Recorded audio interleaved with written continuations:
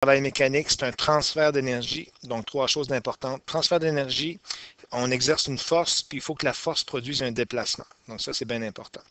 Au numéro 2, on vous dit trouver le travail. Donc, le travail, c'est la force efficace multipliée par le déplacement. Ici, la force efficace, c'est 120 newtons parce que la force est appliquée de façon horizontale. Puis vu que le déplacement, il est lui horizontal, fait que la force efficace est réellement 120 newtons. Donc, fois 5 mètres, ça fait 600 joules. Ensuite de ça, ce numéro-là, on va commencer par ce qu'on a à gauche au numéro 3A. Qu'est-ce qu'il faut comprendre de ça, puis comment voir ça, là? Dans notre fiche, ce qu'on avait vu ensemble, c'est que la force efficace, ça doit être celle qui est parallèle au déplacement. Donc, si par exemple mon petit bonhomme se déplace selon l'axe des X, admettons, on va appeler ça comme ça, la force efficace, c'est pas le 100 newton, parce que le 100 newton n'est pas appliqué selon le déplacement, selon l'axe des X. Donc, ici, la force efficace, ce serait la composante cosinus de l'hypoténuse qui, elle, est 100 newton. Donc, le côté ici, le côté qui est selon l'axe des X, ce serait l'hypoténuse multipliée par le cosinus de 50 degrés. Là, je trouverais 64,3 newtons dans ce cas-là.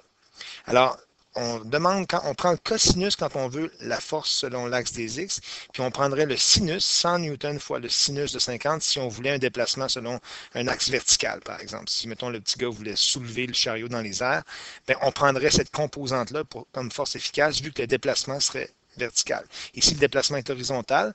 On prend la force qui est ici, qui est une composante de Pythagore, si vous voulez, de l'hypoténuse qui est ici. Donc, si on revient à ce qu'on disait, dans le numéro 3A, la force efficace, c'est pas 70 newtons, c'est plutôt, puisque je veux m'en aller vers la droite, horizontale, ce serait 70 multiplié par le cos de 50, 45 newtons, multiplié par un déplacement de 2 mètres, ce serait 90 joules. Ici, il y a plusieurs personnes qui disent, je dois-tu additionner le 10 degrés à 26 degrés? En fait, non. Puisque le déplacement se fait selon le plan incliné qui est ici, on ne va pas tenir compte du 10 degrés qui est là. On va juste tenir compte du déplacement de l'objet selon le plan. Puis selon le plan incliné, moi, ce qui m'intéresse, c'est quelle est la force parallèle au déplacement. Puis parallèle au déplacement, c'est une composante de la force qui est 200 newtons multiplié par le cos de 26. Donc, 200 newtons fois le cos de 26, ça fait 179,8 multiplié par 5 mètres, ça va être 899 joules. Donc, on ne va pas tenir compte du 10 degrés qui est ici. Puis on va prendre la composante cos parce que le déplacement se fait selon le plan incliné. Donc, toujours par rapport au déplacement. Pour le cahier d'exercice, page 139, numéro 1 à 3, ici c'était 400 newtons, attention, 500 mètres, ça va faire 200 000 joules, parce que 5,5 km, c'est 500 mètres. Numéro 2, c'était 400 newtons d'hypoténuse. Moi, je veux la composante qui est ici, de la force.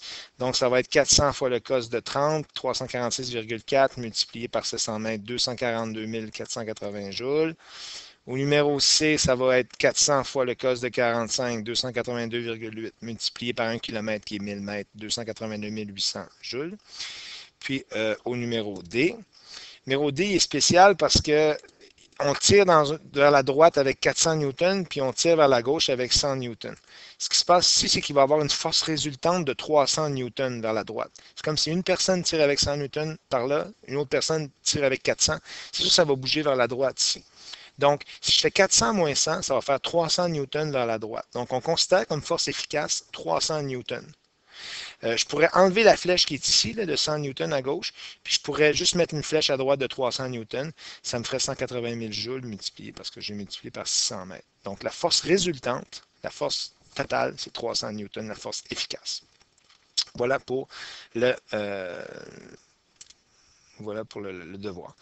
Maintenant, vous allez prendre la page 3 de la fiche 20. Si vous prenez la fiche 20, ce dont on parle dans la fiche 20, ça va être à la page 3, la différence entre la masse et le poids. Donc, la masse, qu'est-ce que c'est? C'est la quantité de matière. En réalité, par exemple, si moi, je pourrais vous dire que moi, la quantité de matière qui me compose, c'est 100 kg de masse. Ma masse, ça ne change pas, peu importe la planète. Si je m'en allais sur la Lune, sur le satellite de la Terre, bien, sur la Lune, ma masse, c'est 100 kg. Sur Vénus, ma masse, c'est 100 kg. Sur Pluton, 100 kg toujours. Tandis que le poids, il ne se calcule pas en kilogrammes, le poids, il se calcule en newtons. En réalité, le poids, qu'est-ce que c'est? C'est la force gravitationnelle qui m'attire vers le sol. Sur la Terre, pour savoir c'est quoi la force qui m'attire sur le sol, j'utilise la constante gravitationnelle. Alors, la constante gravitationnelle sur la Terre, c'est 9,8 newtons par kilogramme. Ça veut dire quoi? Ça veut dire que chaque kilogramme de matière est attiré avec 9,8 newtons de force. Si j'ai 100 kg de matière comme masse, mais si pour 1 kg, j'ai 9,8 newtons, 100 kg, ça va être 980 newtons. Ce que ça veut dire que moi, je pèse 100 kg, ben, il y a une force de 980 newtons qui m'attire vers le sol. Puis ça, c'est mon poids. Donc, le poids, c'est une force qui est déterminée à partir d'une constante gravitationnelle. Je pourrais, par exemple, calculer mon poids sur la Lune. Sur la Lune, la constante gravitationnelle, ce n'est pas 9,8 newtons par kilogramme, c'est 1,6 newtons par kilogramme. Ça veut dire quoi? La Lune est plus petite, est moins massive, et elle attire les objets avec moins de force. Sur la Terre, c'est 9,8 newtons par kilogramme. Sur la Lune, c'est juste 1,6 newtons. C'est à peu près 6 fois moins. Donc, les objets ont un poids 6 fois plus petit sur la Lune. Moi, si je vais sur la Lune, je pèse toujours 100 kg, sauf que je vais multiplier par 1,6 newton par kilogramme et non pas 9,8. Ce qui fait que sur la Lune, j'ai 160 newtons de force qui m'attire. C'est mon poids sur la Lune. J'ai la même masse de sang que sur la Terre, j'ai une masse de sang, mais sur la Terre, j'ai un poids, j'ai une force gravitationnelle de 980 newtons qui m'attire. Alors, c'est la façon de faire ça. Donc, sur la Lune, je suis attiré avec une moins grande force que sur la Terre. Si on regarde, donc, on pourrait faire l'exemple ici, mais il y a un exemple de ça dans la fiche 20. Si on regarde dans la fiche 20, vous avez ça à compléter. La masse petit m, c'est la quantité de matière. On le calcule en kilogrammes, c'est l'unité, petit k comme minuscule gramme. Le poids, c'est la force gravitationnelle Fg. C'est une force qui nous attire vers le centre de la Terre. On la calcule en newton, puis les synonymes, ce serait la pesanteur ou la force de gravité. On doit, pour calculer le poids, tenir compte de l'intensité du champ gravitationnel petit g. G minuscule, pour la Terre, c'est 9,8 newtons par kilogramme. Puis on peut l'établir pour diverses planètes, comme vous l'avez ici.